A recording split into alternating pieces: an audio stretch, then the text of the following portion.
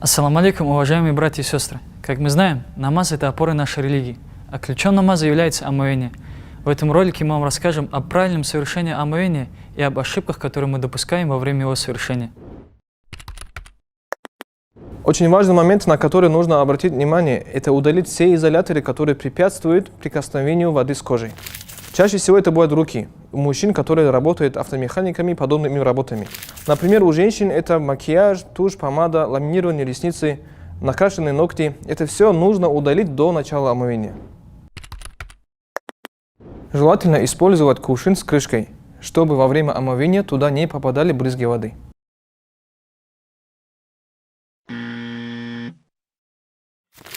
Сейчас мы вам расскажем об ошибках, которые мы допускаем во время мытья лица. Одним из условий является, чтобы мытье лица совпало с обязательным намерением. Распространенная ошибка является делать намерение перед мытьем лица, а потом мыть лицо. Такое омовение считается недействительным. Хоть намерение делается и сердцем, его желательно произнести вслух. Поэтому, чтобы омовение считалось действительным, намерение нужно сделать при мытье лица, ни до, ни после. Я намерился совершить обязательное омовение. Я намерился совершить обязательное омовение. Если вода во время мытья лица уходит из области, которую нужно желательно и обязательно омыть,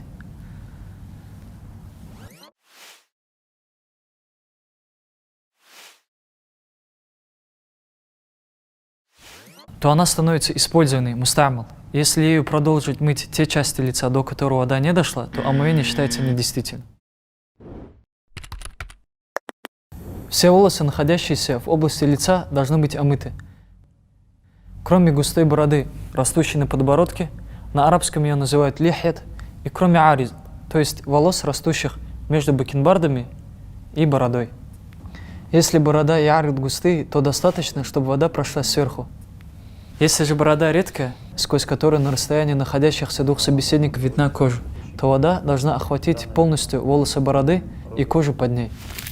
Особенно на данный момент должны обратить внимание те, кто оставляет большие усы. Вода должна доходить вплоть до кожи под усами. Если он усы помоет сверху, то омовение его недействительно. И не имеет значения, усы у него редкие или густые. Белое место между ушами и бакенбардами тоже обязательно должны омыть. Часто эти места остаются без внимания. Некоторые при мытье лица, проводя руки по лицу, нос оставляют между ладонями, и поэтому кончик носа и его нижняя сторона остаются сухими.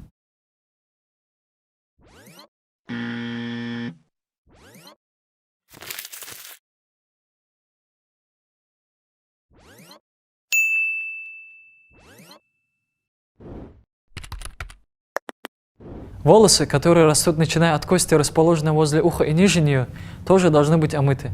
Данное замечание в основном направлено к женщинам. Волосы, растущие на этой кости и ниже, необходимо помыть полностью. Поэтому, если женщина волосы, растущие на этой кости и ниже, закинет за ухо, то омовение будет считаться недействительным. Во избежание этого волосы нужно распустить и помыть полностью. Растереть водой до мытья лица желательно не только бороду, но и все густые волосы, растущие на лице.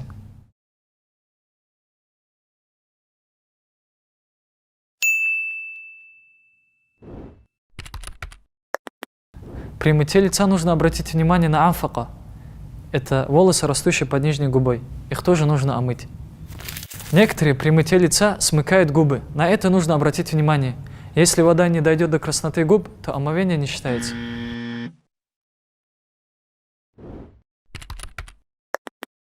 Во время омовения лицо желательно приподнять. Так как если мы будем мыть лицо, опустив его, и в процессе мытья отделим руки от лица, то из-за капли, отделившихся от лица и попавших на ладонь, вода станет использованной. Ею помытая остальная часть лица, до которой ранее вода не доходила, не будет считаться действительной. Во избежание этого лучше будет поднять лицо и начинать мыть с верхней части лица. Проводя руками сначала лицевую часть, охватив нос, затем, дойдя до нижней части, начинать поднимать руки с боковых частей лица. Дойдя до верхней части, обратно провести руки вниз.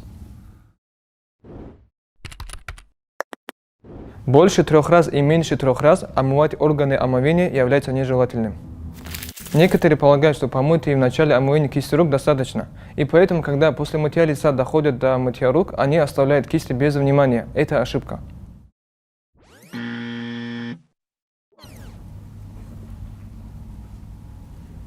Чтобы не было ошибкой, руки нужно омывать полностью.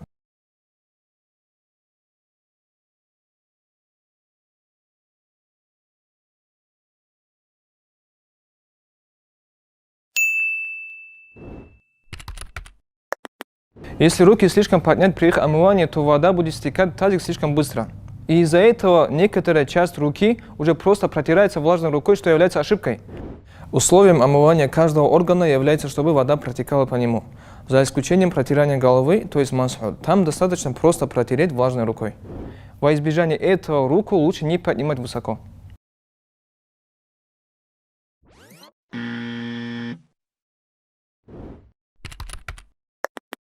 У некоторых без внимания остается большой палец руки, и поэтому нужно пройтись и по нему.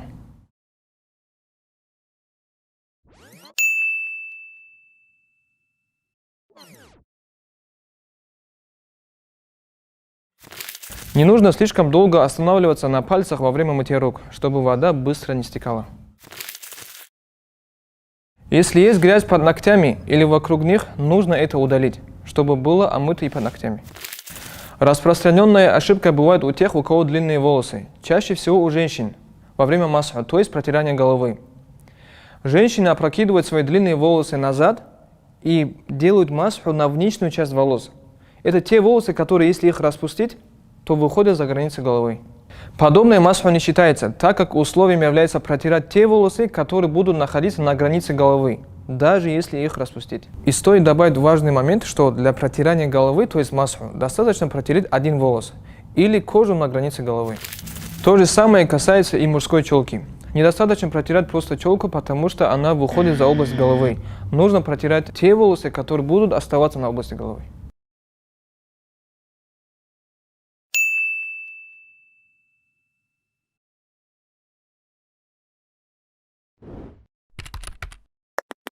Часто область под щиколотками тоже остается сухим. На это нужно обратить внимание.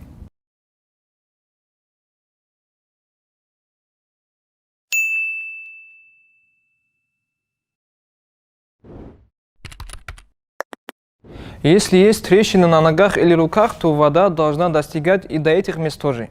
Летом, например, может туда попадать грязь, а зимой шерсть от теплых носков. На это нужно обратить внимание. Подводя итоги, мы перечислим обязательные действия малого омовения. Первое – это намерение. И нужно отметить, что место намерения – это наше сердце, но также желательно произнести его вслух. Следующим образом. Я намерился совершить обязательное малое омовение. Второе – это мытье лица. Я намерился совершить обязательное омовение. И как мы упоминали ранее, начало мытья лица и намерение должно быть вместе. Третье – это омывание обоих рук вместе с локтями.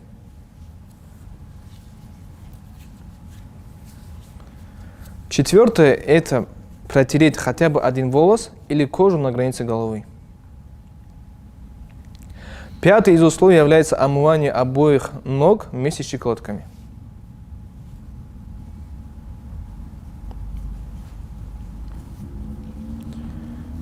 И шестое – это последовательность.